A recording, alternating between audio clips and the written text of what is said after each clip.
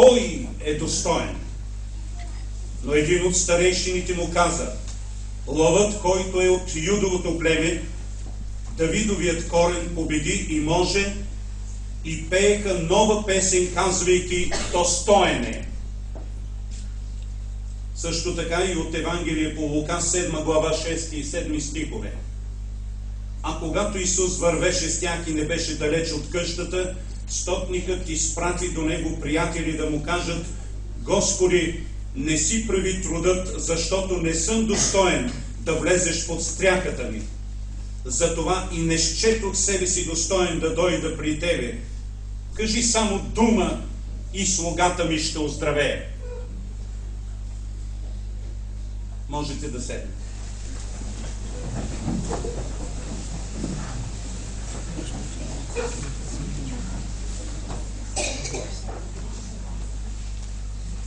Размишленията ни за достоинството на християнството и недостоинството на християните е толкова вярно и толкова често се повтаря, че никоя богослужба или събрание на Христовите последователи по какъвто и да е повод не може да се проведе без да се посочи съвършенството на Исуса Христа и учението му и несъвършенството на последователите му. Днес ние сме се събрали отново и ще го правим отново и отново, докато сме живи. И всеки път ще слагаме ударението върху достоинството на християнството и недостоинството на християните. Нека събранието на последователите на Христа насочат вниманието си върху тази плесен, покрива част от историята на Божиите църкви с ясното съзнание на отговорностите и следствията. Става въпрос за неизбежното ново сътресение, което ще разклати църковното дърво. Оповестяване на списъци на църковни служители, които са били заставени да обещаят, че ще съдействат на бившите структури на държавна сигурност при случаи, когато се яви опасност за сигурността на държавата ни. Става въпрос за времето на тоталитарната държава преди 1989 година. 22 години след промените, когато причинителите и главните виновници за този скърбен период от историята на нашия народ и църква са вече покойници, тогава, когато останалите живи ръководни фактори от това време са вече старци, неотговарящи за действията си, някой реши, че трябва да се случи точно това и сега. Ставаме свидетели на срамни сцени по телевизията и печата, когато висши функционери от бившата държавна сигурност, запитвани от журналисти: този беше ли ви сътрудник? Стратезите на тоталитарната държава с ехидна усмивка посочват кой бил и кой не е, ако не с имена, то с многозначително мълчание и недоумъвки. И наместо да отговарят за делата си, изнудвани и притискани в миналото техни жертви, принудени от тежестта на тоталитарната система да обещаят, че не ще крият дейността си като вярващи, днес отново могат да бъдат доубити, но вече от неразбирането, бездушието и амбициите на съвременното поколение вярващи и членове на църквите ни. Насилваната църква се срамува за неразбирането на условията от миналото, при които условие е била принудена църквата да съществува, носят вина старото поколение от вярващи църковните служители. Те, засрамени от това време в нежеланието си да си спомнят за тежкото време на гоненията на църквата, затвориха за себе си страницата на миналото. Простиха или си поискаха прошка. Онова поколение е засрамено. Чувстваме срам и неудобство, защото тогава гонената църква беше обект на насилване. И както някой, който е преживял насилване, не само, че не желае да си спомня, но и не желае да споделя от срам и неудобство, Днес много искрени Божии служители и вярващи изпитват изгарящ срам. Срам от чувството за виновност, че в това съдбовно време е можело да имат много по-голяма съпротива на безбожническия дух. На това трябва да се сложи край и най-после обвиненията да се насочат срещу вдъхновителите и идеолозите на репресиите, срещу църквата, а не срещу жертвите. А за да бъде съвестта ни чиста, нека всички преживели онова време се помолим за прошка на добрия Бог, за несъвършенствата си, за страховете си и за всички слабости и отклонения, които сме показвали в този съдбовен момент от живота си и историята на Божиите църкви. По този начин ще сложим край и ще затворим една страница, която ще отдели един важен период от продължаващата история на Божиите църкви в България. Но ето, че 22 години по-късно, а това е почти четвърт век, хидрата се събужда, за да създаде велик смут, както казва апостол Павел в 2 Коринтянум 6 глава 4-5 стихове. Но във всичко сме одобрени като Божии служители с голяма твърдост, в скърби, в нужди, в утеснения, в бичувания, в затваряния, в смутове, в трудове, неспане и неядене. За да разберем мащабността на атаката срещу християнството в България, трябва да знаем, че има две велики изпитания през историята на българската държава, от основаването й до 1998 година, когато падна комунизма. Първото велико изпитание за християните в България е било падането на България под турско робство, когато исляма владее по нашите земи 500 години. И второто велико изпитание за християнството по нашите земи е воинствуващия атеизъм, който за 45 години се мъчи да унищожи църквата.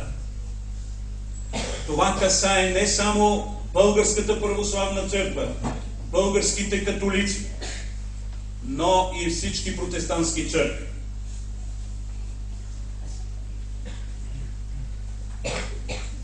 За тези по нашите земи, които са търсили евангелската чистота, към които спадат и българските протестанти, тези велики смутове, тези велики изпитания са три. Първо е изтребването на богомилите, което гонение ги прогонва на запад и, както е признато по-късно, тези обновителни движения от най-чист евангелски вид измежду богомилското движение и подобни на него, не е изпаднали в дуализъм и в ерес, слагат началото на движението на реформацията. Второто предизвикателство и исляма, дори тогава по българските земи продължава да има цели села населени с павликяни сродни в някаква степен, като изключим еретичните им сващания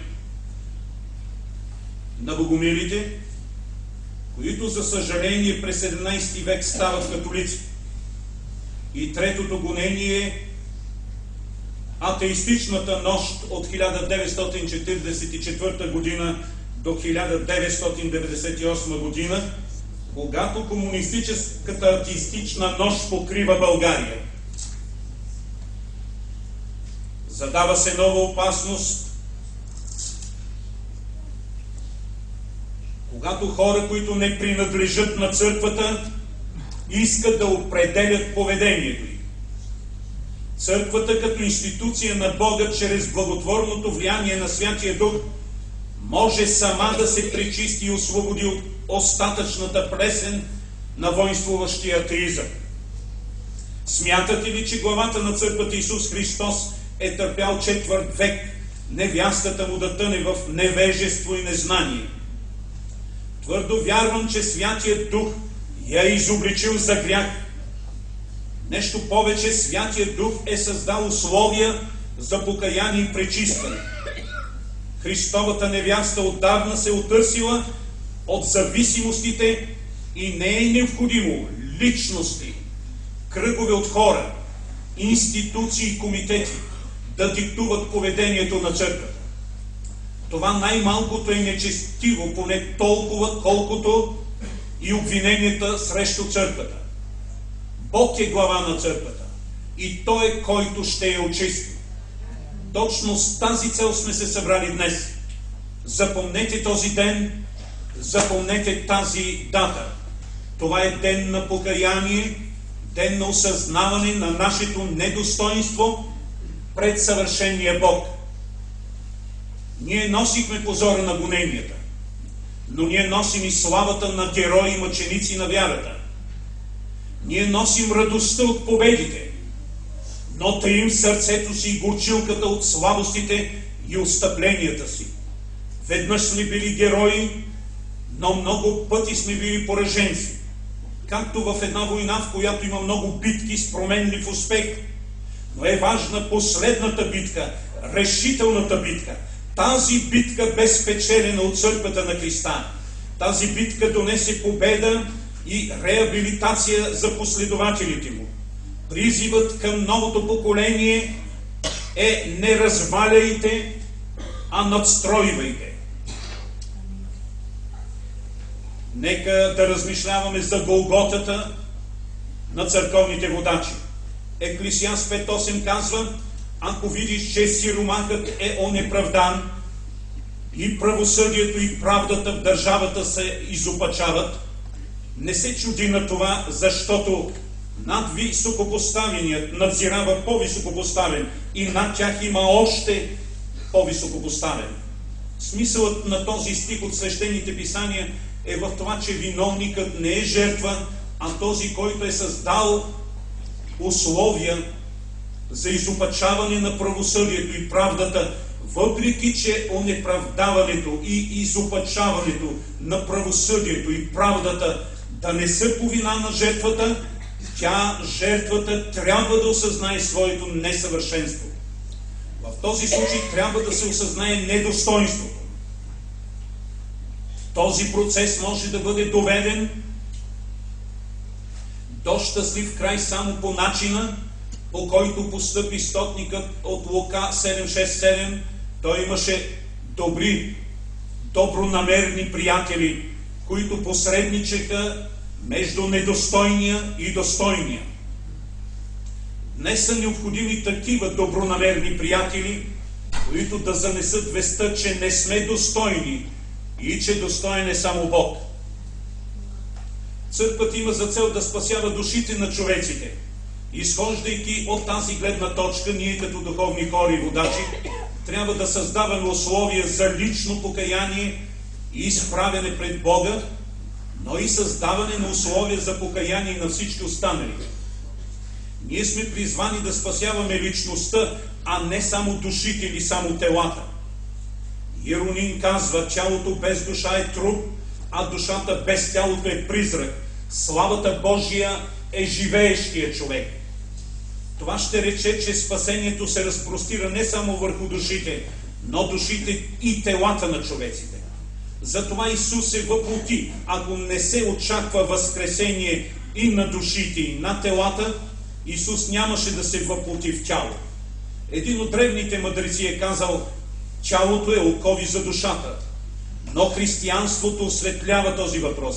Тялото само по себе си не е грешно, но мислите, гордостта, продиктуваните от тях действия.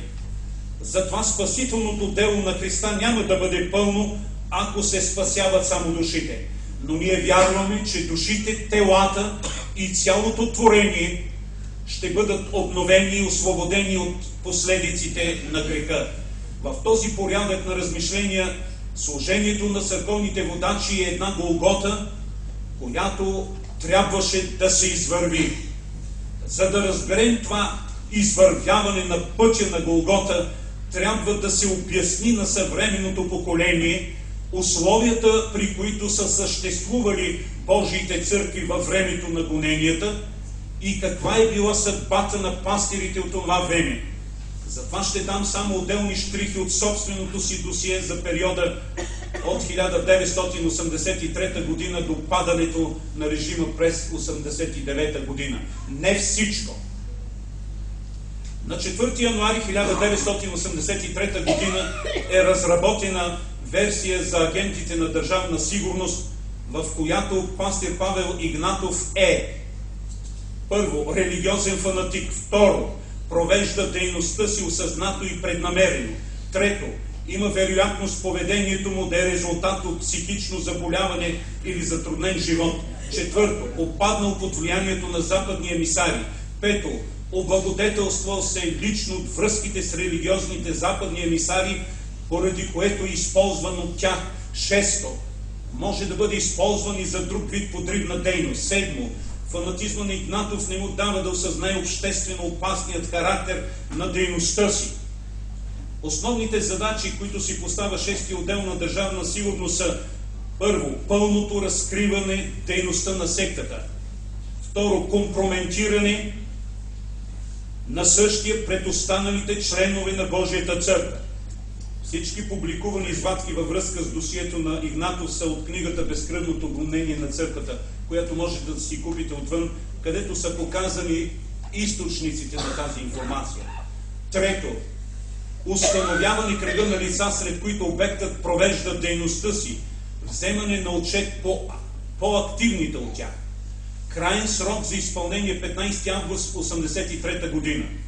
До 35-83 година се възлага на следящия агент да установи местата, където Игнатов провежда религиозната си дейност; второ, връзките на същия; трето, членовете на църквата, с които обектът е в конфликтни отношения и противоречия; четвърто, начина на провеждане на религиозните ритуали и внасяли политически елемент в тях. До 25-3 март 1983 година съвместно с ръководещия ОР да се проверят възможностите на агентите Вълчо, Пешо, Чано и съобразно с това да се поставят задачи за изпълнение по обекта. До 36-1983 година да се изучат най-близките идейни връзки на обекта с цел придобиването на агент от тях за изпълнение на задачите по делото и възможностите за по-нататъчното му ползване в перспектива. До 15.2.1983 година с помощта на 3-ти отдел на 6-то управление на ДС ще се изяснат възможностите на тяхната агентура за използване по делото.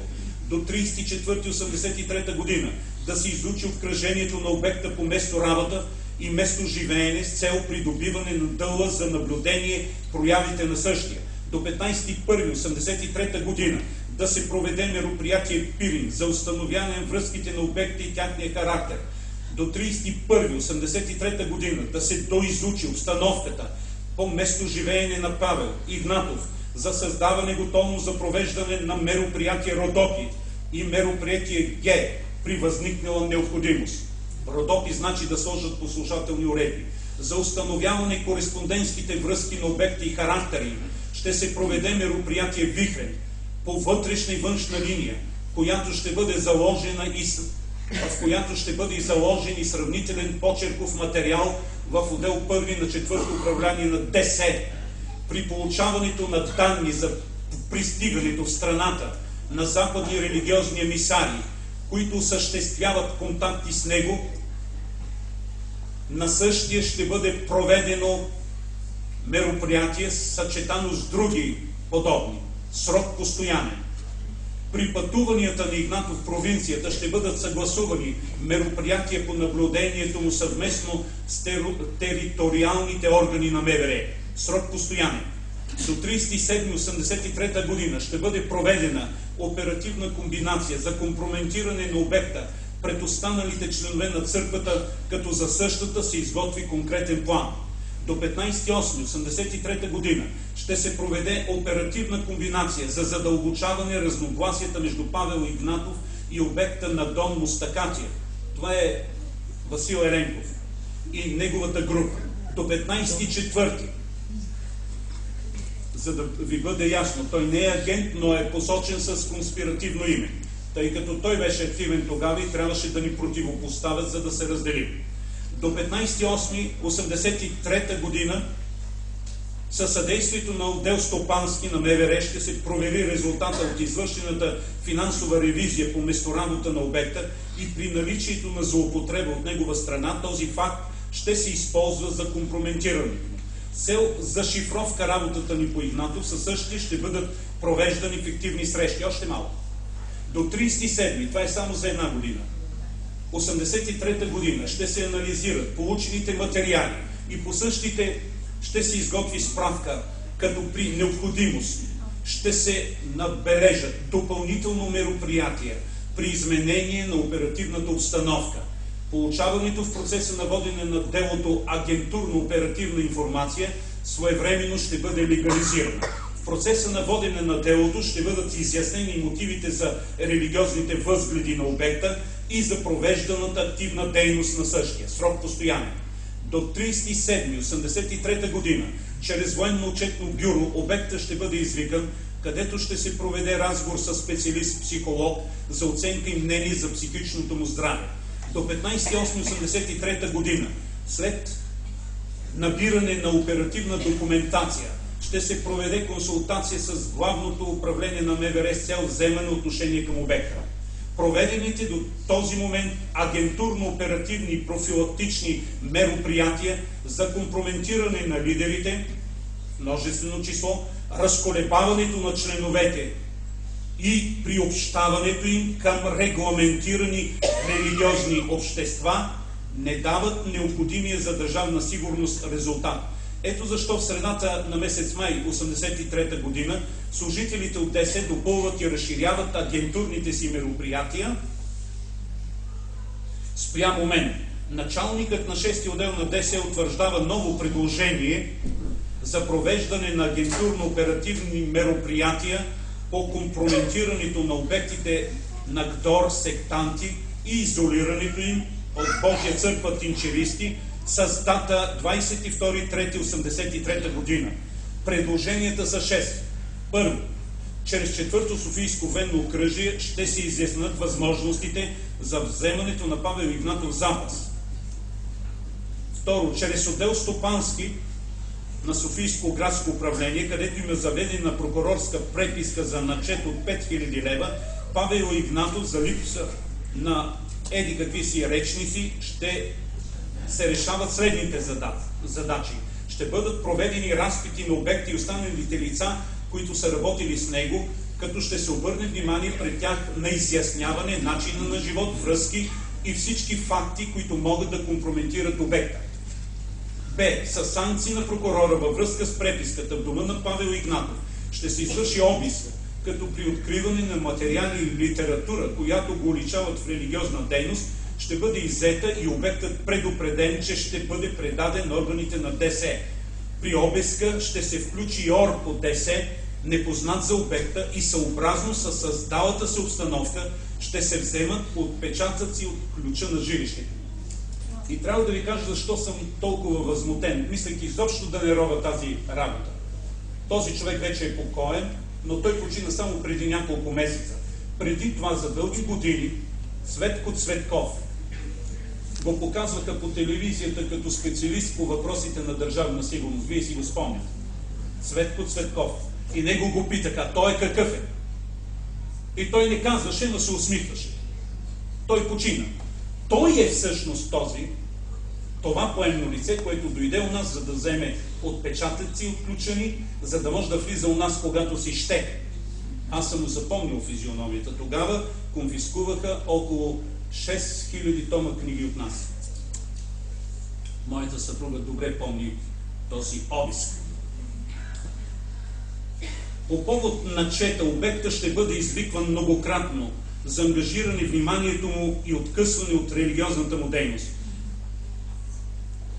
До 23-83 година, внимавайте, и особено младите пастори, наострете уши.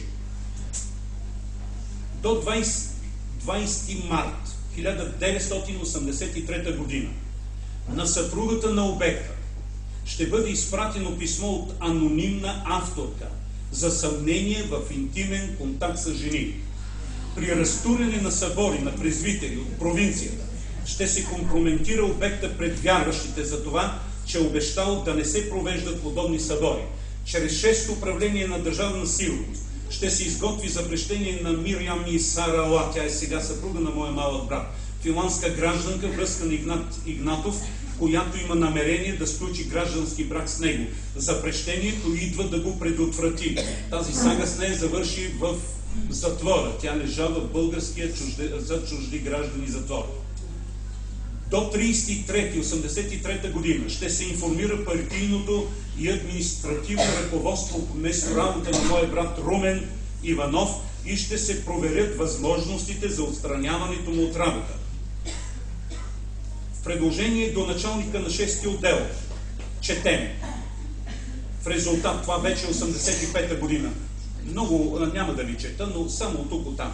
В резултат на проведените агентурно-оперативни мероприятия за ограничаване дейността на обекта Павел Игнатов са разтурени незаконни сбирки на сектата в думът му. Същият е предупреждаван с предупредителни протоколи.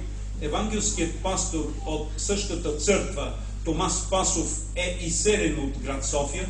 Пускани са анонимни писма за компрометирането му и е издавана заповед към Софийско градско управление на МВР за забрана на провеждане на религиозната дейност и напускане на град София за 1 година.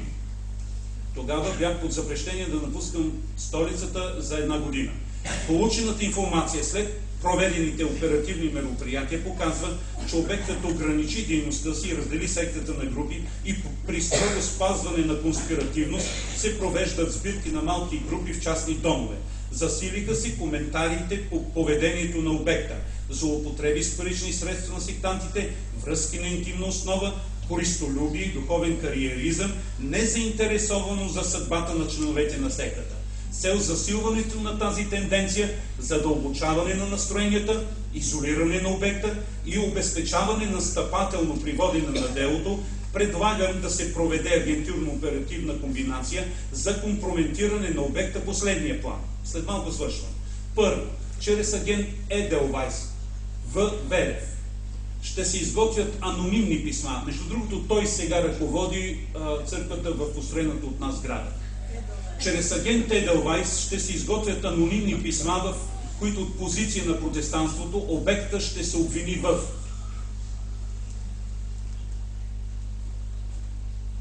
аморални връзки, б. злоупотреба с църковни пари, което ще се мотивира с неупражняване на обществено полезен труд и издържане на многочислено семейство. Между прочим, аз съм бил уволняван десетки пъти от работа. В. Духовен кариеризъм, обоснован с недопускане в Старейшинския съвет на други, както и нетърпимост към Васил Еленков, който е създал група около себе си извън неговото влияние. Г. Незаинтересованост към съдбата на изселеният пастор Томас Пасов и други членове на сектата, които са отстранени от работа. Д. Еднолични контакти с протестантите от чужбина, които не са безкористни.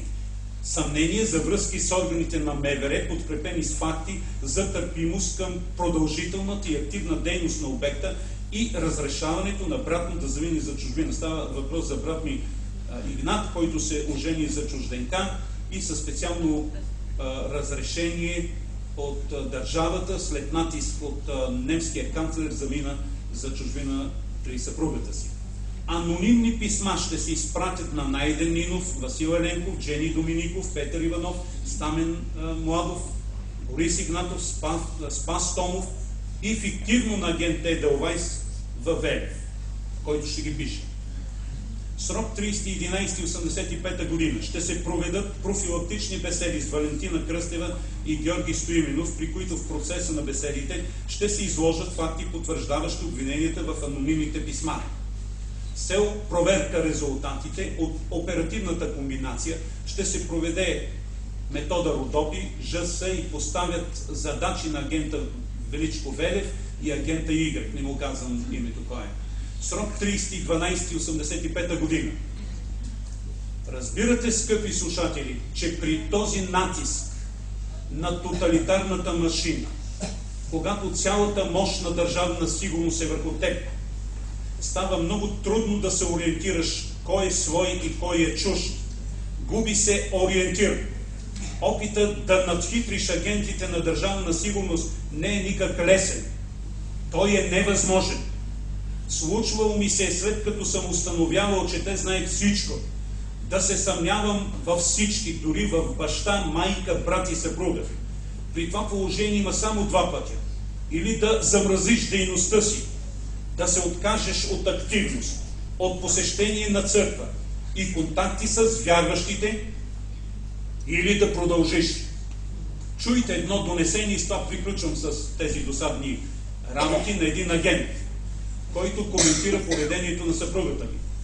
Съпругата на Павел, Таня, тази хубава жена, често говорила за Павел, че положението му е застрашено, да не събира повече хора у дома си.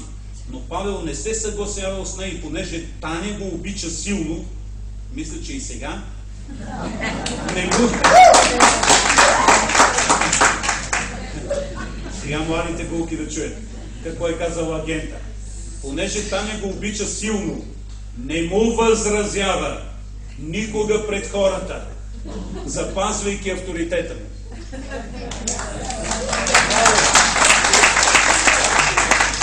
Обаче не е така добри думи е казал за мен. Павел е с твърд характер, властолюбив и не се подчинява дори на баща си и майка си, с които понякога дълго време не говори. Всъщност, извървяването на този път е пастирска голгота, труден, но неизбежен.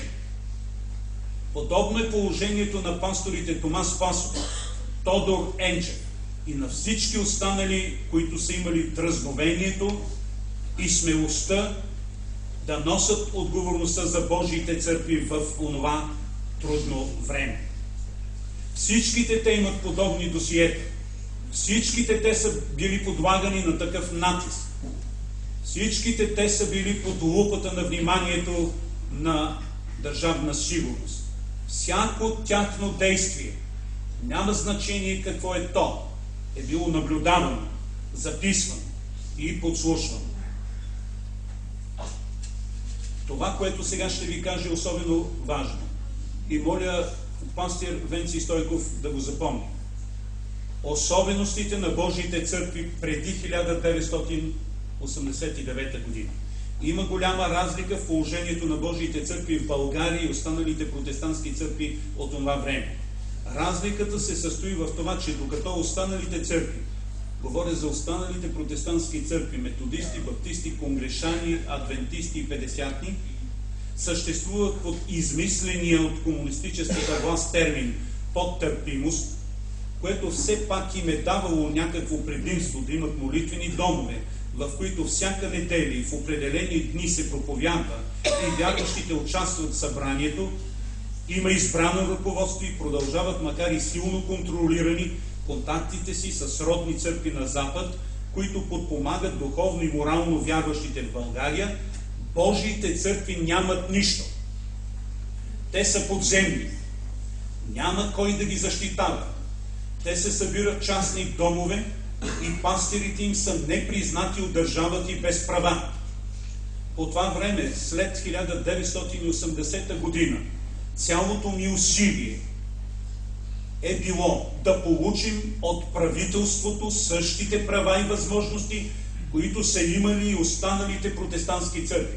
Ние не сме допускали, че може да дойде време, в което демокрацията да даде толкова свободи, на каквито свободи се радваме днес. Тогава това ни се струваше утопия и невъзможно. Това беше и основната ми битка като главен старейшина по това време. Когато на власт дойде Горбачов и започна тъй наречената перестройка в Съветския съюз, имаше повече гласност в Съветския съюз и като че повече свобода, отколкото в България. Девиза на перестройчиците в Съветския съюз беше това. Това, което изрично не е забранено със закон, на практика е разрешено. Затова от този момент аз реших, че трябва решително да излезем от нелегалност, да станем известни на обществото, да обявим смело, без да се страхуваме от последствията, кои хора са част от националното ръководство на църквата. По този начин ние щяхме като общество да излезем от принудителната ни изолация, наложена от Държавна сигурност. Просто ние престанахме да се крием. Основната задача на всеки вярващ беше да разказва навсякъде, че има такава църква и че тя съществува. Всеки трябваше да знае за нас. Фризьора, магазинера, обущаря, съседите, учителите, всеки. Моята задача беше най-трудна, да установя контакти и да уведомя за гоненията западната общественост, цел тя да осъществи международен натиск върху българското правителство, което в край на краищата да признае правата на Божиите църкви. Бях решен да платя цената, каквото и да ми костваше това. По това време домовете на пастирите и водачите се използваха за църкви. Така че, като домакини, освен че ръководеха църквите, носиха и цялата тежест за осигуряване на места за богослужение. Пастирите, домакини на гонената църква бяха най-уязвими. Те бяха най-силно преследвани от Държавна сигурност. Такива домове в София беше домът на пастир Павел Игнатов, този на пастир Томас Спасов, на пастир Красимир Спасов в Илиенци, в провинцията домът на пастир Румен Бончев в Русе, домът на пастир Иван Савотинов в Ботевградско, домът на пастир Димитър Чолаков в Плевен, домът на пастир Николай Цонев в Разград, домът на пастир Стоян Господинов в Казанлък, домът на Маринка Гуглева от Кюстендил, домът на Катя Тасева от Благоевград. За седмица в тези домове влизаха и излизаха стотици хора. Те пееха и се молиха силно. Това вече не беше скрита църква. И тези адреси не бяха адреси на нелегална църква. Това беше открит фронт. Това беше противопоставяне. Така ние изразявахме протеста си. Това съм аз. Това е ръководството.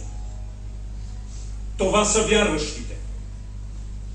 Тези, които ги беше страх, или се срамуваха, просто отпаднаха, или преминаха към законните църкви.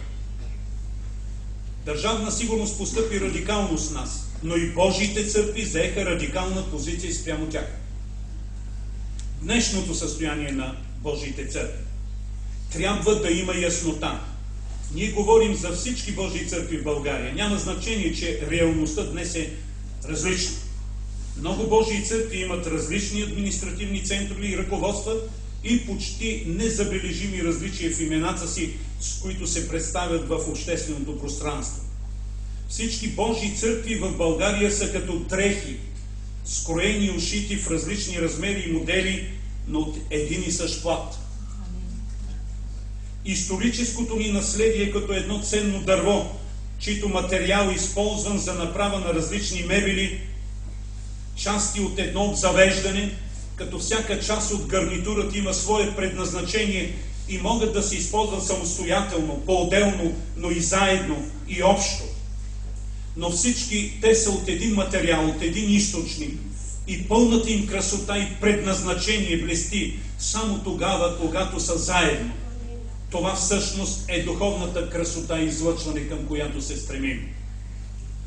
Сега, когато уточнихме какво имаме в предвид под Божиите църкви, следва да подчертаем, че Божиите църкви са направили всичко необходимо, за да се освободят от негативната паяжина на миналото.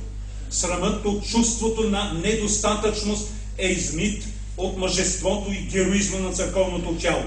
Многократно след 1990 година, пред многохилядни множества, лично аз в качеството си на главен старейшина по това време, от свое име и от името на главното старейшинство, сме се покайвали и сме молили Бог да прости слабостите ни от времето на Вавилонския плен на църквата. Оправданията на някои, че те нямат вина и нямат за какво да съжаляват, не са искрени. То е все едно да си бил пледник и да казваш, че си бил свободен. Или обратно. както някои поставят въпроса: дай ни доказателства, че докато си бил в духовен вавилонски плен, не си бил пленник. Всеки един от нас, кой повече, кой по-малко е виновен.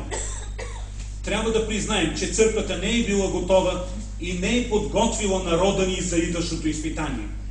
Трябва да признаем, че църковните ръководства не са били на ниво, за да предугадят идващото отстъпление по времето на дългата атеистична нощ. Трябва да признаем, че всички носим вина, а най-много църковните водачи. Съзнавайки отговорността си през съдбовната 1997 година, Божиите църкви бяха начало на гражданското общество, което жадуваше за реална промяна в България. Лично аз и останалите водещи пастири от Божията църква, за да изразим становището си по този въпрос, протестирахме 30 дни от самото начало. Всеки ден до падането на тогавашното правителство носех плакат, на който пишеше и го разнасях в София всеки ден: Боже, прости ми за слабостта да търпя и да се съобразявам с безбожния комунизъм 45 години. По-късно през 2006 година станах инициатор и домакин на национално покайно събрание в 11-та зала на Националния дворец на културата, където подробно и детайлно се покаяхме за всичко, което може да е наранило или оскърбило някого в последните 30 години пред повече от 500 души. Знаем, че Бог ни прости. За нас тази страница е затворена. Днес ние гледаме към нови духовни хоризонти.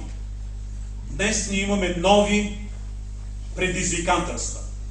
Натискът върху църквата днес не е намалял. Натискът на дявола е видоизменен. Ако днес говорим за стари зависимости от някогашното ДС, то трябва да предупредим всички, които искат да слугуват на Христа. Никой, който като служи като войник, не се заплита в житейски работи.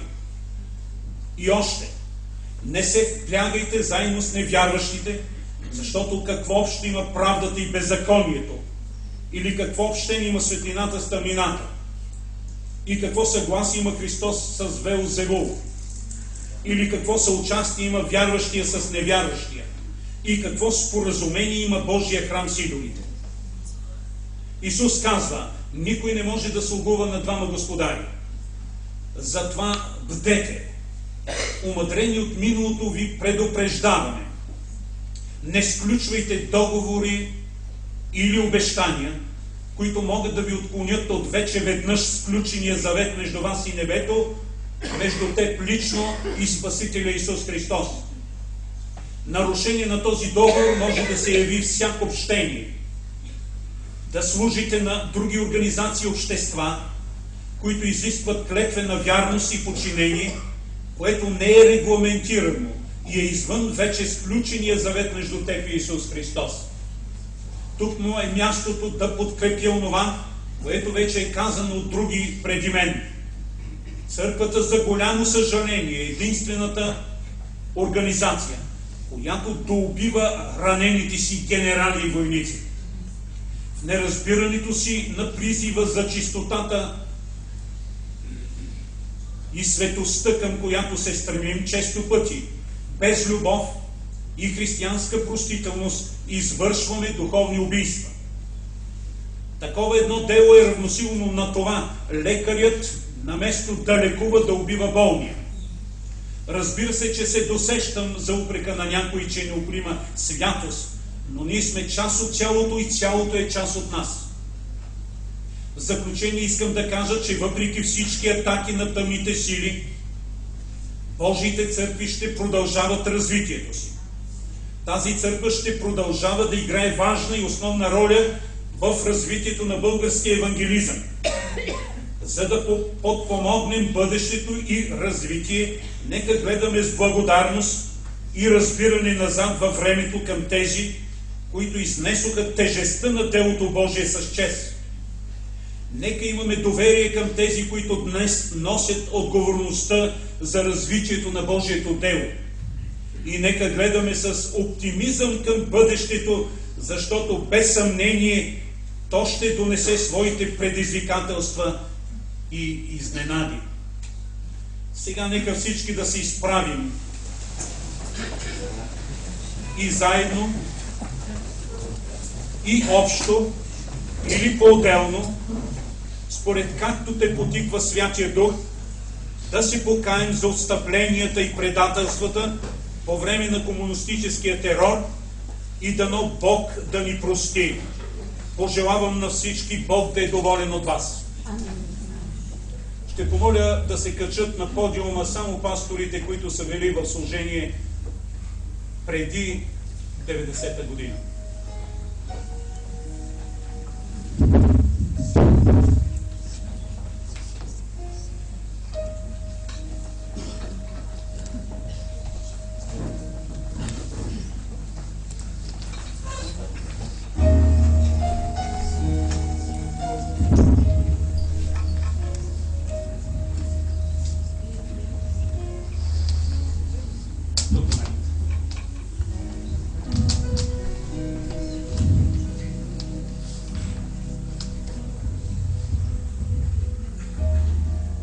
Святи Боже, в трудно и враждебно време Ти ни избра нас несъвършените, пълни с недостойнство, обикновени мъже, да Ти служим.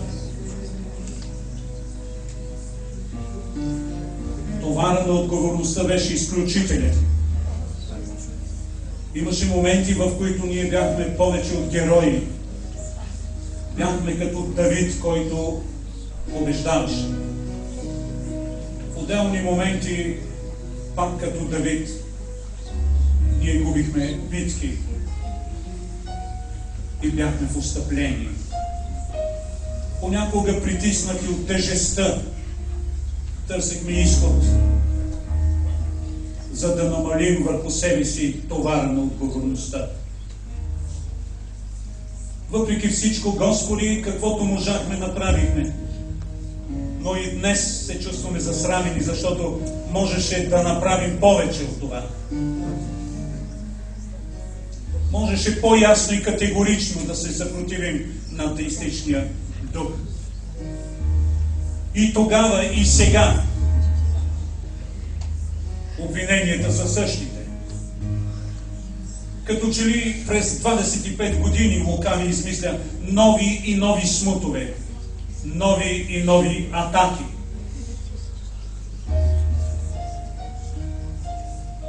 Чувстваме своето недостойнство. Все пак гледаме с надежда напред.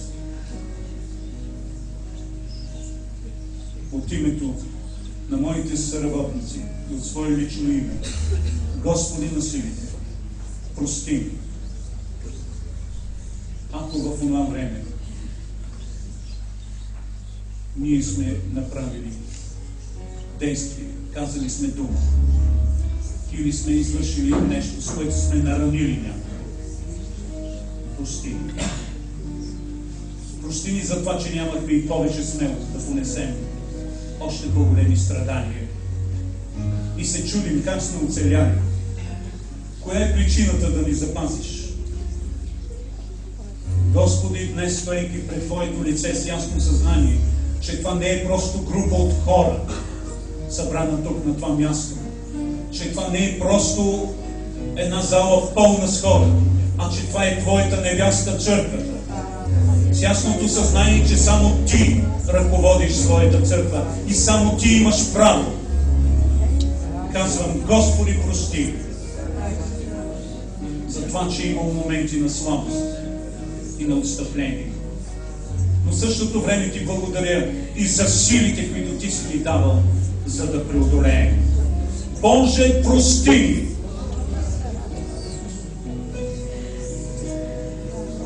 Защото знаем, че ако Ти си допуснал тази безбожническа нощ, то е било най-малко или само по две причини. Първата е, защото не сме били готови и сами сме предизвикали обстоятелствата. Втората, за която не сме и да мислим, е защото си знаем, че единствено ние сме били в състояние да издържим. И затова си ги прекарал през тези тежки изпитания, Боже. За да знае новото поколение от опита ни, как да се справя с подобни ситуации. Господи, не допускай велик смут в църквите, не само в Божиите църкви, но ние се молим за другите протестантски църкви, за баптисти, методисти, конгрешани, петдесятни, адвентисти, всички, които имат страх за себе си. Ние се молим за католиците и за голямата църква в България, православната. Едва си стъпихме на краката, Господи, и нови сътресения, нови атаки. А ние сме институцията на Бога. Защити ни, Боже. В името на Исус Христос, който е Господ, живителните строи, Неговата всеопрощаваща любов, Неговото чудесно присъствие да бъде върху нас. Прости ми, Боже.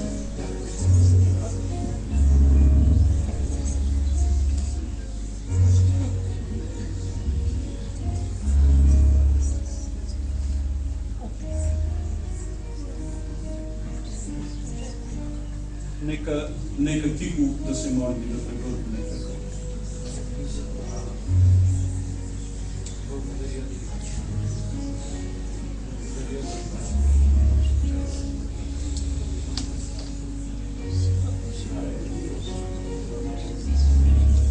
Пречиствай, пречиствай, пречиствай,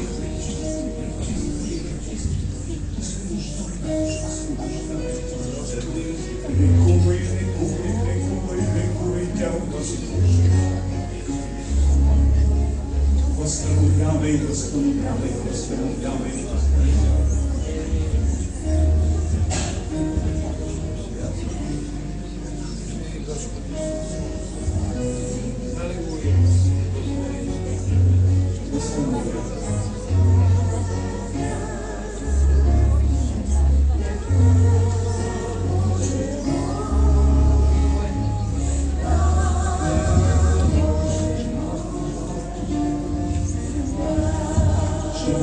Здравко да си върши на подиума.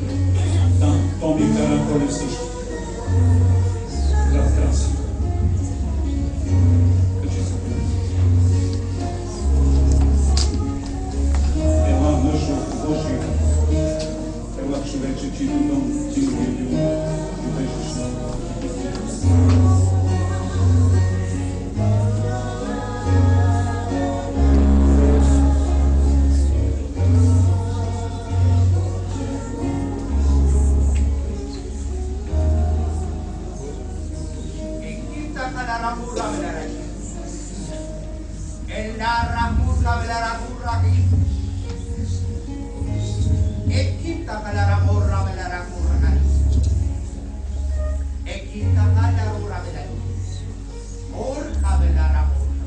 ако някой има тълкование, нека да го каже.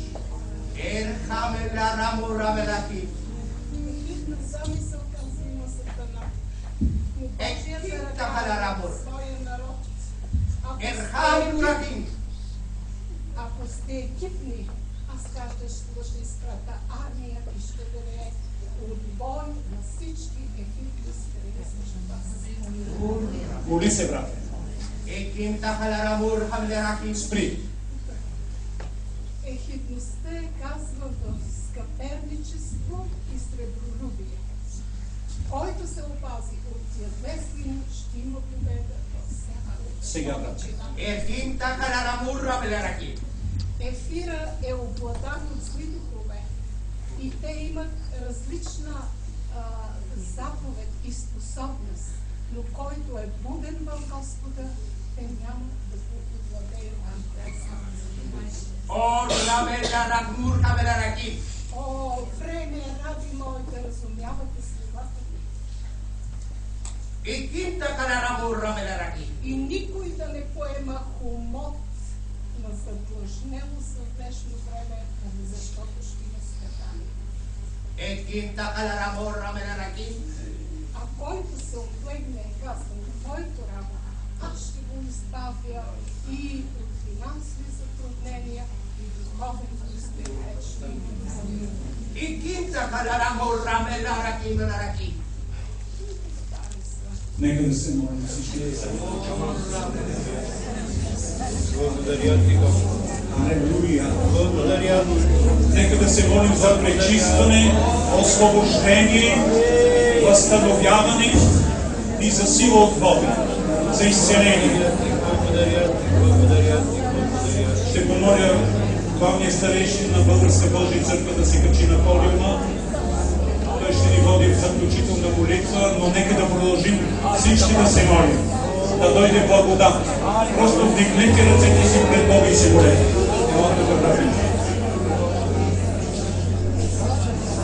Нека да продължим да се молим. Нека вдигнем ръце. Нека да вдигнем ръце.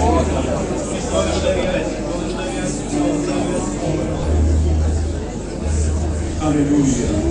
Ще помоля ти ли да се качи на подиума, за да помолите на парение.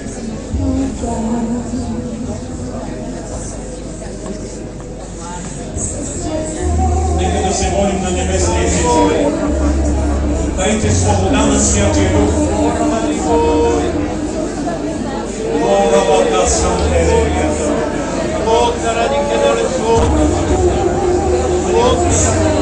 Покайваме се, Господи, за разделението, противоборството, за нараняванията, Господи, за егоизма, егоцентризма, за слабостите си.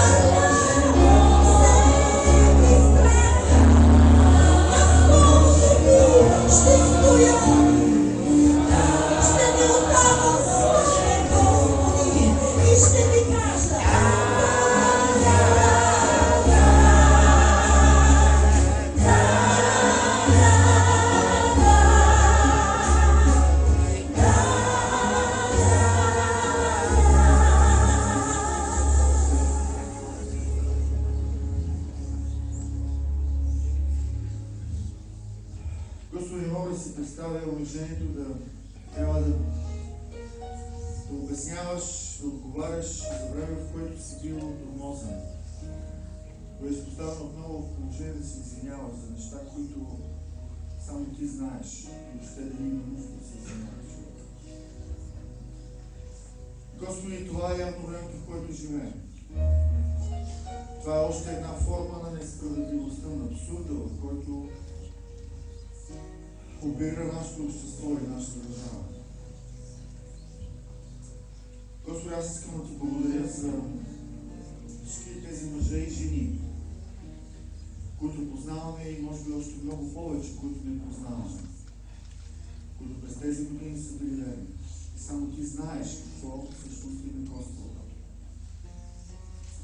Господи, аз ти благодаря, че ти приемаш покаяно сърце и извинение за неща, които може би само ти знаеш, неща, които хората отвън, колкото и да смятаме, че сме запознати и ги разбираме, всъщност никога не виждаме. Господи, благодаря ти за това, че ти си верен. Че тези мъже, те, които са минали и стоят, те ще устоят до край. Аз те моля за нашето поколение, за тези след тях. За тези, които идваме сякаш на чисто, сякаш на готово, на които ни е по-лесно да говорим, на които сякаш ни е по-лесно да се връщаме назад, да правим анализи, да изказваме мнение, да критикуваме. И с мои Господи, да дойде ден, в който ние ще можем да застанем пред Теб. И ще можем да имаме също тази сила, да кажем устояхме. Когато сме сбъркали, понеже сме хора, да можем да сме готови да кажем пустини. Понеже идва деня, в който ще се изправим пред Теб, всички ние. Идва деня, в който наистина ще си бъдат изявени мотивите ни. Днес, Господи, Ти ни даваш пример. Днес ние в тяхно лице имаме пример, който те молим, помогни да запазим, да следваме на себе си. Да пазим през годините и десетилетията, колкото си определил да живеем да служим. Вече наистина ти си избрал да съществува Божията църква в тази страна. Ти си извикал тези мъже и жени, ти си ги водил и изграждал през десетилетията, съхранявал. Не можем днес ние да стоим и да слушаме. Не можем днес ние да имаме тази идентичност и спомен, тази връзка с Тебе, този стремеж към светостта, този стремеж към Твоите чудеса. Този стремеж към борба и промяна, към това да не бъдем безразлични към просто на обществото. Все характеристики на тази наша църква, която Ти си изграждал през десетилетията. И днес ние стоим. Ние стоим с отговорност към Теб, към хората около нас. И аз Ти благодаря за тази сутрин, това, което става тук на това място. Понеже Той има отношение към нас. Той има отношение към миналото ни. Вярвам, много повече има отношение към църквата в тази страна. Църквата, която Ти си ни поставил да водим. Църквата, в която Ти си ни извикал да се родим, да бъдем част. И аз Ти благодаря, Господи, че Твоето действие не може да бъде спрямо от клевети, че Твоето действие не може да бъде спрямо от скрипни, че Твоето действие не може да бъде спрямо дори от нашето собствено обучение или страхове. Но Ти си отвъд това и Твоята сила, и Твоето действие променят, те разкриват, те разтапят, изчистват. И днес, Господи, ние се прекланяме. И днес, Господи, ние Ти благодарим за нашите бащи във вярата. Днес ние Те молим да бъдем и ние достойни бащи за онези, които идват след нас, за нашите деца, за следващото поколение. Понеже, Господи, Твоето действие, Твоята сила е било преди тези 45 години комунизъм и мрак. То ще продължи дори отвъд нас, вече 20 години след това, отвъд нашия живот. До деня, в който Ти, Господи, повикаш църквата на небесата, свята е чиста. Този ден Ти си ни поставил да бъдем отговорни, да носим Твоето Слово, да разгласяваме великата Твоя любов и прошка на всеки човек. Това, Господи, ето ни. Не сме съвършени. Ти го знаеш най-добре. Много по-добре от всеки един, който би ни оклеветил и би ни изобличил дори справедливо. Ти знаеш много по-добре какви сме, кои са. И макар не винаги да бъдем разбирани, макар не винаги, може да ни разберат. Ти ни познаваш. Ти познаваш сърцата ни. Ти знаеш мотивите. Ти знаеш, че нито сме станали богати, нито сме станали известни. Или ако с нещо сме в малко повече от някого, то е пак заради милостта. Значи, Господи, Ти не си ни оставила сами да водим църкви, сами да се борим в живота си, сами да се борим с греха, сами от своя си мъдрост да съветваме, сами от своя си духовност да измолваме чудеса. Ти с милостта си, Господи. С милост с нас. По време на падение и по време на успех. Днес ние стоим, той е заради теб. Ние ще стоим до края. Отново заради теб. А не заради нашите съвършенства.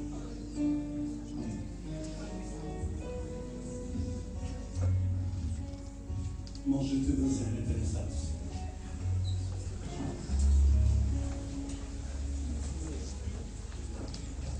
Ще помоля брат Здравко да стане на подиум.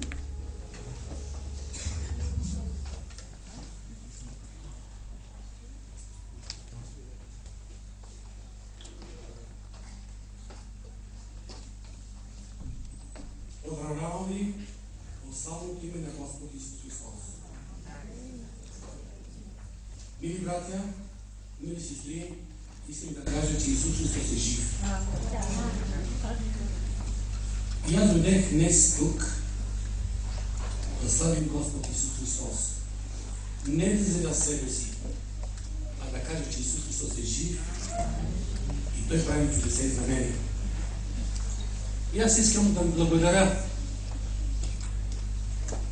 за молитвите, които се молите за мен. От сърце и цялата душа благодаря на всички, които са молили за мен и които не са молили за мен. Мили брати и сестри, аз ще бъда много кратък. Мисля само да ви кажа, че нашия Господ Исус Христос всички ни обича. Искам да кажа, че Исус се грижи за нас. Исус Христос прави чудеса и знамения. Исус Христос отиде на кръста. Там, на Голгота. Там го разнаха. Заради теб, заради нас, заради за цял свят. И Той е жив, нашия Господ Исус Христос. Мили братя, мили сестри, благодаря на брат Павел. Благодаря на всички отново вас. Аз бех много болен. Много бех болен. Дори чакаха вече да се отида от този свят, но аз съм тук да кажа. И ако да умра, ще живея с Бога. Бех до смърт. Бех много болен. Но Бог не цели. Мили души, мили братя, получавам инфекция. Захарен диабет 33, анемия. 3 неща. А преди това една сестра идва в нас, събрахме се за молитва и Бог и дава видение за мен. За мен. След операцията, това става, след операцията, и казва тази сестра: брат Здравко, виждам една фония, както тече по тебе мърсотия. И аз се засмях. Това не може да се получи, защото след операцията съм аз добре. Мили души, мили братя, мина се 15-20 дена и това се получи. И отивам в болницата, който ми каза сестрата, Бог и говори, точно така беше. Бог лъжец ли е? Не, мили брати и сестри. Когато говори Господ Исус Христос, Той се изпълнява. Когато говори нашия Спасител, вечния Господ Исус Христос, Той се изпълнява. Той не е лъжец. И това аз дойдех тук да ви благодаря. И когато ме видя лекарката, може би знаете, познавате я, сестра Люба, брат Иван от горницата, понеже аз казах на моята съпруга, бъди си към на сестра Люба, понеже познавам началничката, ако ми приеме добре, брат Иван идва сутринта рано, аз не може да ходя с количка в болница. И знаете ли какво каза лекарката на сестра Люба? Любе, водиш ми, каза, мъртвец. Човека умира. Умира. Но аз не умрех, между вас съм сега.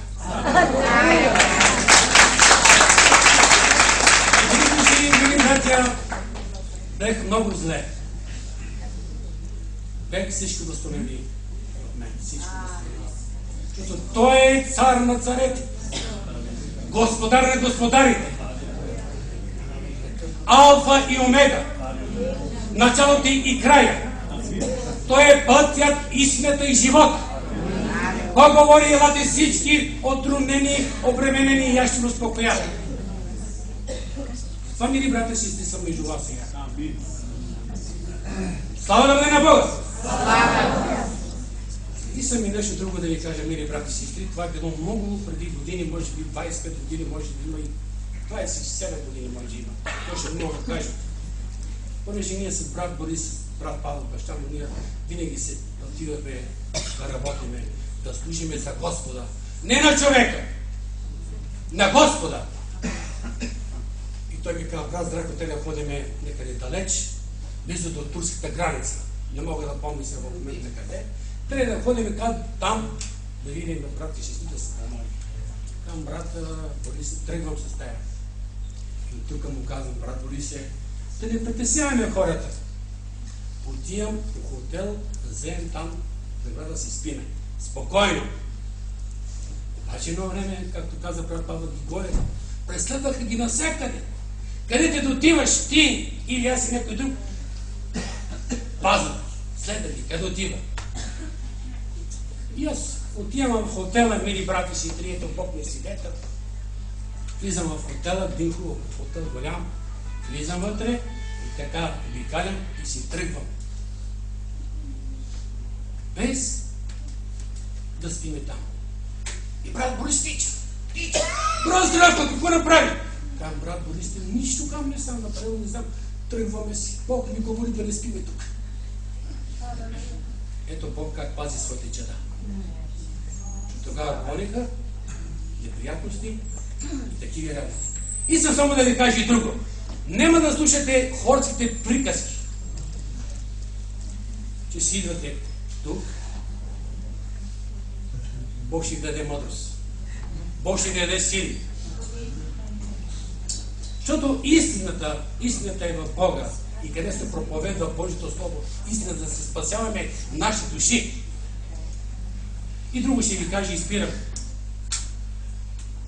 Преди години, там прави горе квартал в котета църквата, идва сина му Веско при мене и се заговорихме с него и той каза на всички там: брати и сестри, това го каза Веско, сина му на брат Павел. Брати и сестри, няма казва да слушате хорските приказки, че слушате Божието Слово. Много е важно ние да слушаме Божието Слово и да работиме за Господ Исус Христос. Човеците различни неща може да говорят, но ние трябва да стоим до край и ние ще бъдем спасени. Амин! Ако искаш да си спасен, ако искаме да сме при Бога, трябва всички ние да правим добро на човечите. Да правиш добро, Бог ще даде добро в твоето. И аз ми благодаря сърце и цялата душа, че Бог ми цели.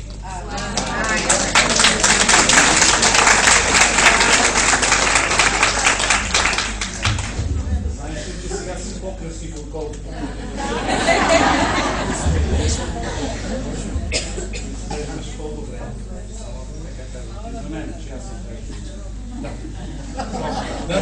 Ще помоля, да има нещо да се водят.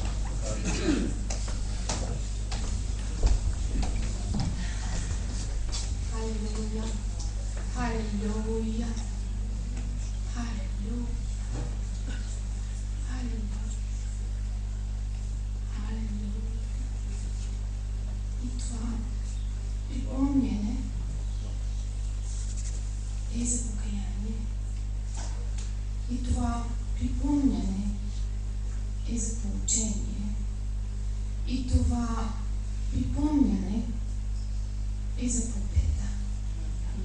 Защото хидрата надига отново глава.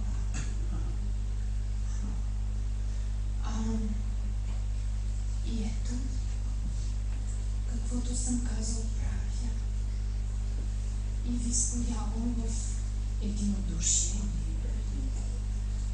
И ви споявам в единодушие и в моята любов, за да тече милото ми, за да се стича новото помазание, за да се стича новата сила, за да се изпълвате с новата сила, за да се борите, за да сте ни войни в тия последни времена, защото идват нови трудни времена, нови тежки времена. Ето станете и яжте, придобийте нова сила и облечете новата дреха и новите обуща, които съм приготвил за вас, защото имам нов път за вас. И ето, тази църква ми е част от късната църква. Тази църква ми е част от късната църква и късната църква ще бъде по-голяма от ранната църква. И това ще бъде църква горница, и това ще бъде църква фонтан, и това ще бъде църква градина на чудесата, и това ще бъде църква мисионерска река. И ето това е моя ред. В този ред, това е моя ред. И едновременно всичкото това и ще се прославя мощно тук на това място, защото издигам свои си, издигам остатък свой и помазанието ми ще тече и от тук навън, и отвъд пределите, и из цялата страна, и отвъд пределите. Алелуя.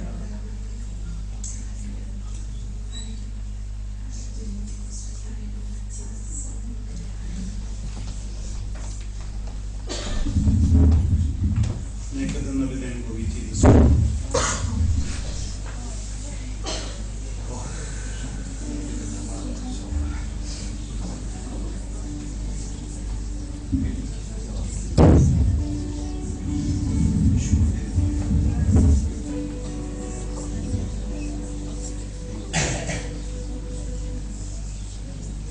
Кажете на Господа безпокойството си.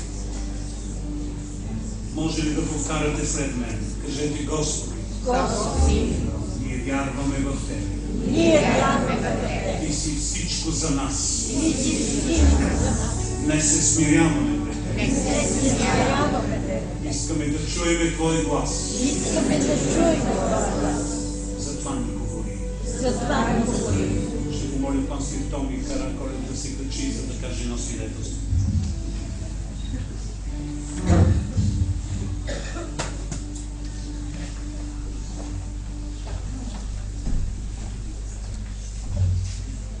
Слава Бога, сестри и братя. Слава.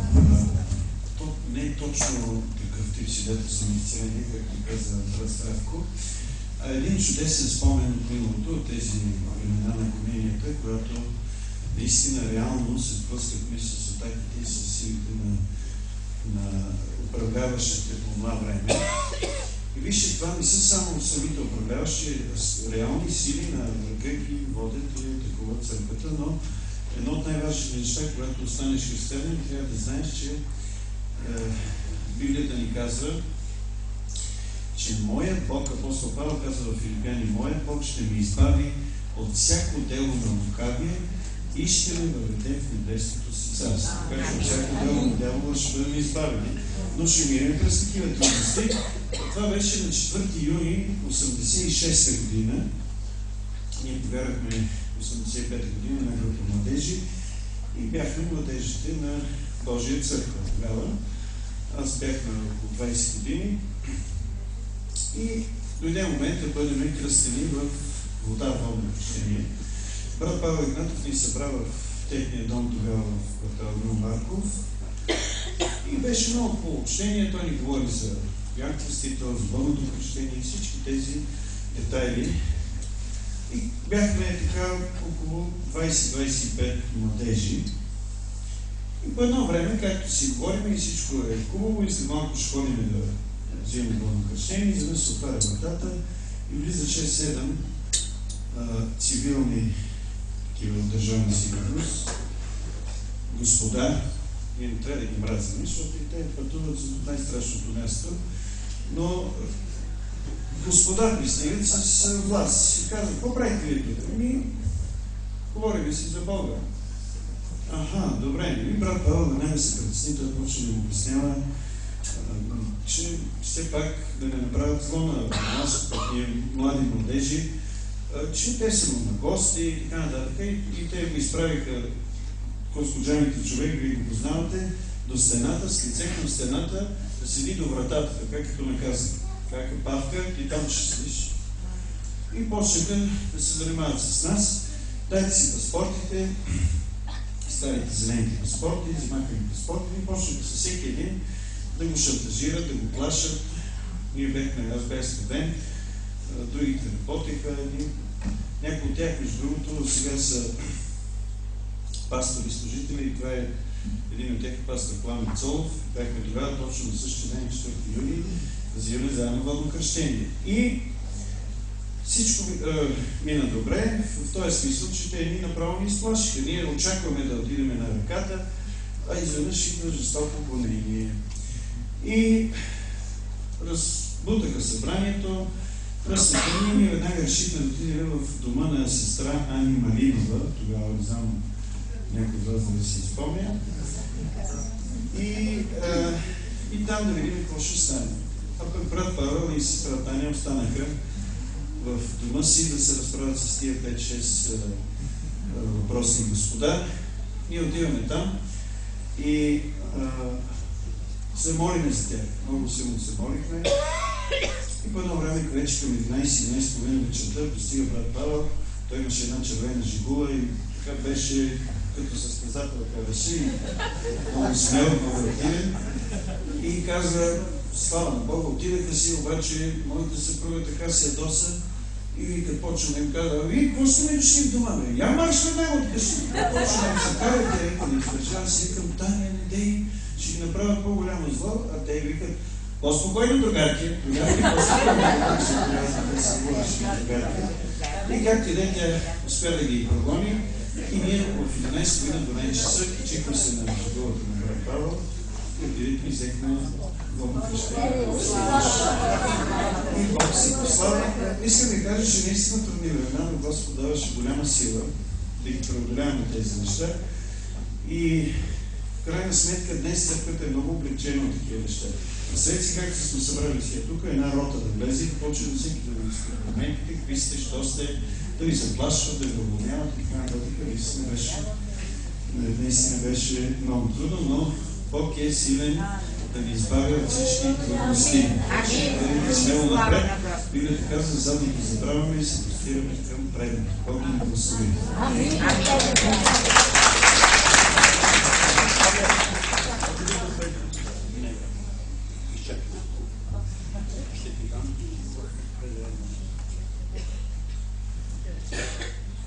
По въпроса ли може да кажеш? Да, ела.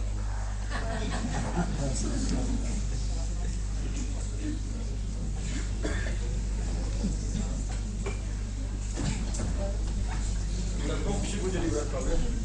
Не питам. Ще кажи толкова 53. Малко. Сега ще кажете, брат Павел, какво ли ще измисли? Когато преди 60 години видяхте първи път този малък човек, той умираше. Беше тежко болен. Верно ли, брат Павел? Някой татко се обади на брат Тошко, за моя приятел, с който от 60 години. И той идва вкъщи бързо и каза, брат Тошко, детето на брат Бора умира, дай да отиде да се бори. Ние бяхме чели тогава една книга само. Просто и молитвата, атомната сила на Бога. И тогава дойде едно такова желание. Ми всеки ден се молим с него и той ето. Къде той бе? Вучи голямо. Да каже. Дай го отидем бързо, че брат Павел обира, каза малки е. Брат Павел обира. Аз му казвам бързо. Няма добре, че ти да се молим. Отидехме. Той заминаваше. Брата служи, аз. Брат просто служи ръце върху него се моли. А тогава ние с него бяхме си в Божия молитва. Той изкара 20 дена в Божия молитва. Аз само 5 дена изкарах и се предадах, защото аз съм слаб човек. Пълен пост без яд. 20 дена пълен пост. Аз само 5 дена и се предадах, аз съм слаб човек. Но били брата, той служи ръце върху него и се моли. И Господ му даде живот. Той знаеше, че имаше тежката задача да застане тази сутрин пред вас. Да ви проповядва Словото на Господа, живото Слово, реалното с Божие Слово. Дяволът се опита още тогава да отнеме живота му. Но слава на Господа! Той дойде за да имаме животите вечер. Аз тук, когато се молих, отидах му да рисувах една такава картина и му да рисувах един стар Мерцедес от преди 40 години. Отгоре нарисувах една штука германска от тия полидърмачите леките, как пуска бомби върху неговата кола. Аз откъде да знаех, че след 40 години ще има Мерцедес такъв стар. Един чист. Ярно ли брата? Един бомби пускаше върху колата му. Защо писах? Защо да рисувах? Аз не знам. Аз не съм художник. Били брати и сестри. Исус Христос е същият. Още тогава дявол иска да отнеме, защото той знаеше, че Господ беше спрял вниманието върху този човек да бъде употребяван повече от всички други в България. Но не той е даденото от Божия благодат. Не той, не брат Павел, а даденото от Господа благодат. Така казва Великият апостол. Труди се каза повече от всички други, но не аз съм даден да ми от Бога благодат. Слава да бъде на Господа! Слава! Ти си повикан да бъдеш употребяван от Божията благодат. И ако ти работиш, и Господ ще работи. Ние живеем в прекрасното време, мили брати и сестри, когато вратата на Царството Божие е още отворена. Има хиляди спасени около нас, наши близки, наши деца, нашите синове и дъщери. Ние трябва да се молим. Да се молим и пак да се молим Господ да ги доведе на покаяние. Да познаят пътят, истината и живота. Защото най-голямата трагедия на този свят е да не познаеш Исуса, да отидеш във вечната погибел. О, няма по-голяма трагедия тази сутрин. Ако някой от тук, стоящи не е познал Исуса, аз те моля, ела при Него. Ела при пътят, истината и живота. И Господ ще даде мир. Той ще даде благодат да се молиш. Той ще даде кара да вървиш напред. Ако си паднал, той ще повдигне. Ако си болен, той ще изцели съгласно Неговото Слово. Той казва и изпраща Словото си да изцелява. Слава да бъде на Бога! Господ да ви благослови. Прощавайте за времето. Братове, прощавайте. Пази Ерисун. Наистина пазя тази рисунка. Сега ще помоля пастор Румен Иванов да вземе думата.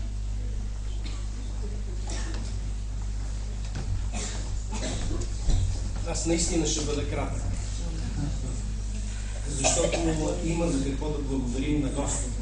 Ние сме част от пресвятата църква на Господа, умита с Неговата кръв и пазена от нея.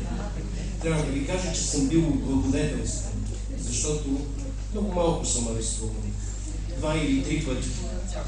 Всъщност, за това, че моят брат е бил много активен и цялата държавна сигурност, 6-ти отдел се занимава с него, не са оставали време за мен да ме провокират.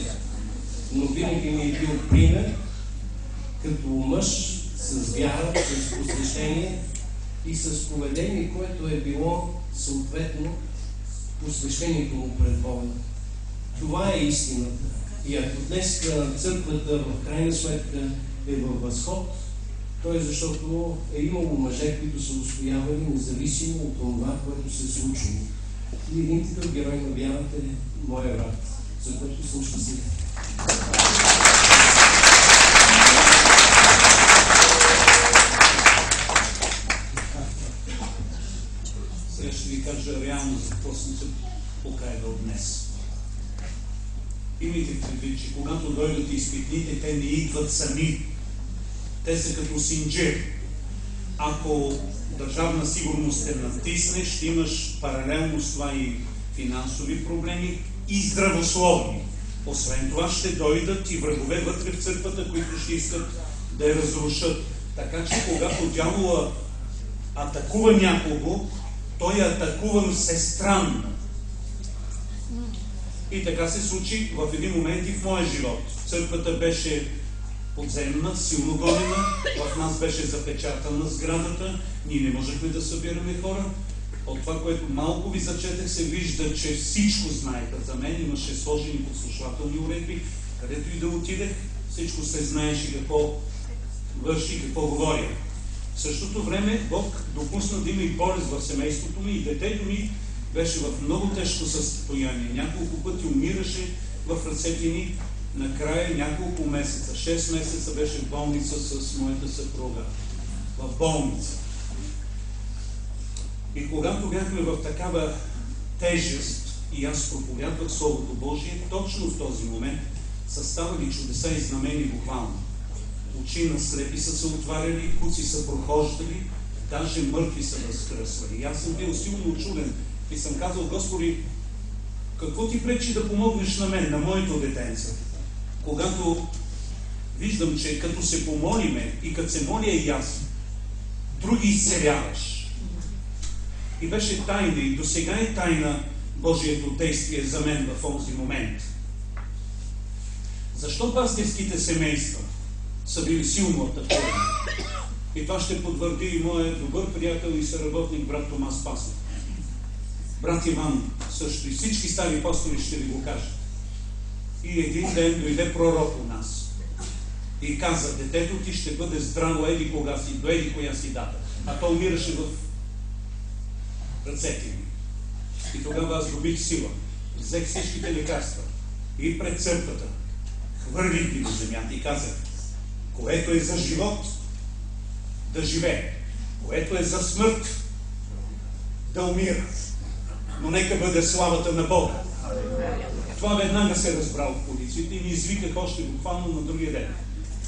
И ме накараха да подпиша декларация, че ако нещо се случи с детето ми и умре, аз ще бъда даден под съд. А децата ми ще бъдат взети и отгледани в държавни учреждения, тъй като аз съм религиозен фанатик и ги водят по неправилна посока.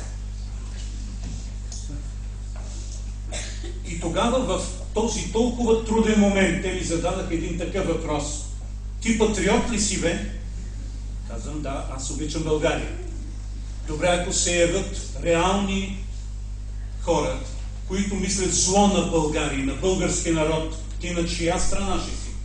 Аз казвам: на страната на българския народ. Аз съм българин и такъв ще бъда до края. Това искаме от тебе да чуем. Щом ти обещаваш, че винаги ще бъдеш на страната на българите, на българския народ, значи ти си по-добър, отколкото смятахме ние. И аз казвам: да, съм готов да се подпиша дори, че аз съм патриот и българин и че обичам народа си, че няма да бъда друг и няма да изневера на страната си. Но никога не мога да взема решение или да говоря против църквата и против вярващите. Върнах се в къщи.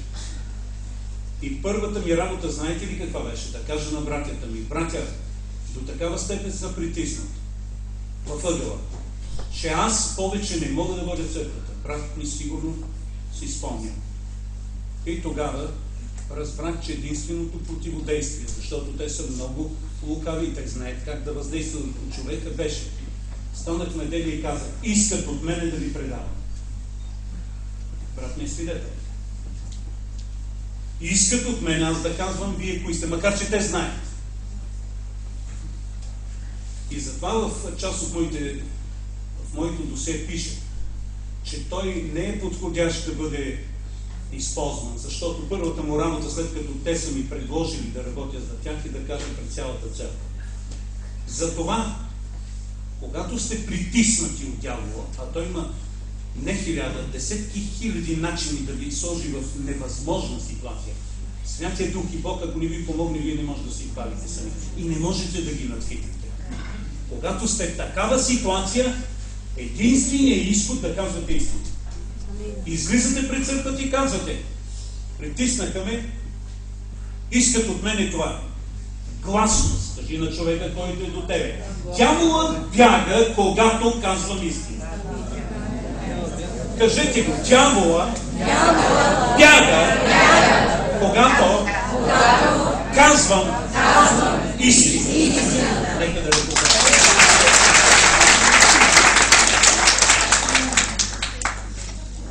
Сега ще направим затваряне на миналото.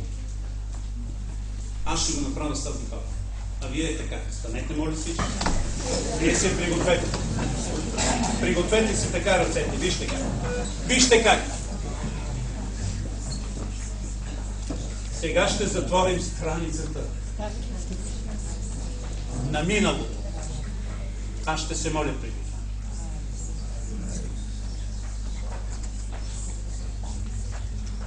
Този, който си носи святата книга, нека да я вземе в ръце. Всички да замръзнат на местата си. Вземи Библията в ръка. Святи Боже, Ти ни преведе по трудни пътеки, по невъзможни места. Много от нас останаха там, ранени или убити и духом умряли. Някои носят раните на тежкия път и до ден днешен. В несъвършенство и в недостоинство. Не винаги сме Ти били верни. Но днес с голяма надежда в сърцето си и окуражени от това, което ни каза Господ чрез Словото и чрез пророческото Слово, заявяваме, че днес, в този свят неделен ден, моля повтарите след мен, днес, този, поемайте дъх и викайте силно. Днес, този, свят, неделен ден, ние затваряме страницата на миналото. Чрез прошка и покаяние. И гледаме напред. С надежда. С вяра. В името на Исус Христос. Който е Господ. Направете ръцете си, все едно ще ръкопляскате. Само веднъж.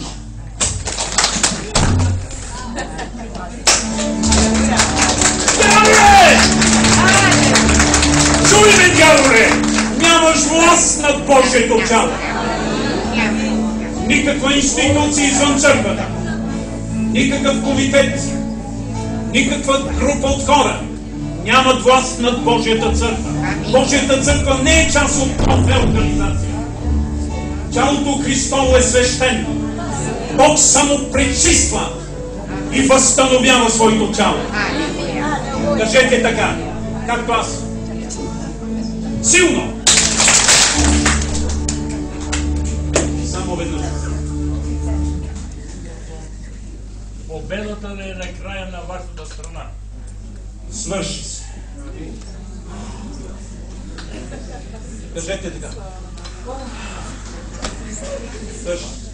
А сега, дяволе, да видим какво ще правиш. Ай сега, как ще ги правиш тя? Ти рога сега ще покажеш. Ще кулиш святата невяста на Бога. Сега ще направим специална молитва. Ще се молим за Българската православна църква, за католическата църква и за другите протестантски и евангелски църкви в страната. Бог да ги опази от това време на смут. Нека да застанем чинно пред Бога. Святи Боже, през период от време дявол атакува по нов начин църквата.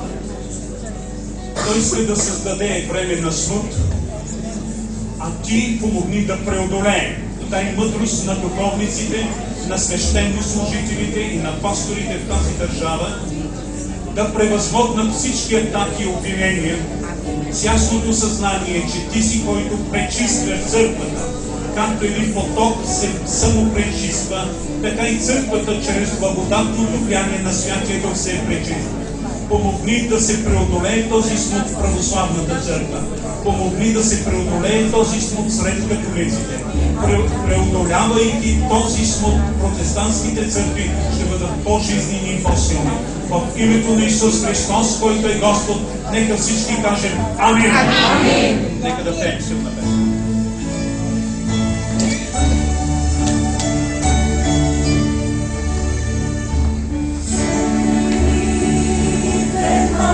Нека се хванем ръка за ръка.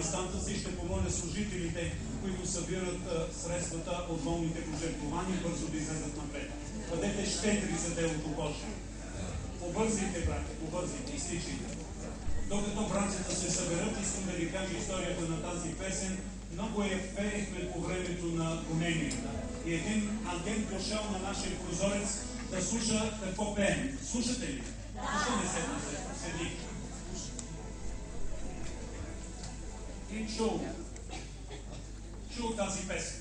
И отишъл и казал, ама те много е интересна песен. Сленин. Сленин в едно, той се за малко Ленин. И този агент не бил много добре със слуха. И отишъл и казал, тия в Клазловика, де са се събрани пеят Сленин в едно Боже. Това е някаква много интересна такава групировка. Сленин, Бълша с Бог, той не разбрал, че ни спеем Сленин в едно Боже. В името на Исус Христос, който е Господ, идете и съберете болните пожертвования. Бъдете щедри.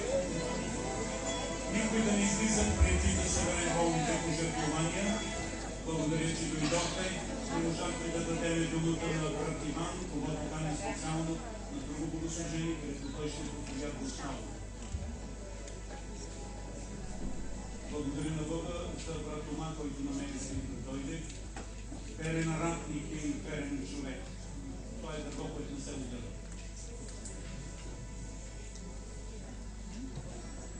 Нека да има песен, но да събираме болните пожертвования. Ти си ме направил, ти си ме направил за живот,